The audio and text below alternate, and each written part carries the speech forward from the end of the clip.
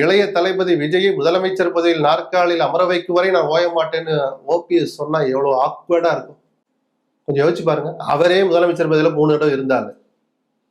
சரியா? ஜெயலலிதாவால அடையாளப்படுத்தப்பட்ட அவர் கூடவே பயணிச்சவர், எல்லா இன் அண்ட் அவுட் விஷயங்களையும் நடைமுறைப்படுத்துறதுக்கு கூட இருந்தாலே, நேற்று அரசியலுக்கு வந்த விஜயை பார்த்து அவர் தலையில எழுந்தா நடக்கதான் போகுது. அதை கொஞ்சம் யோசிச்சு பாருங்கன்ற நான். சோ அந்த இம்பாக்ட் நம்ம அப்பதான் பேச முடியும். அதுக்கு ஒரு ஜஸ்டிபிகேஷன் ஓபிஎஸ் சொன்னா அதையும் காதாட நம்ம கேட்கணும்.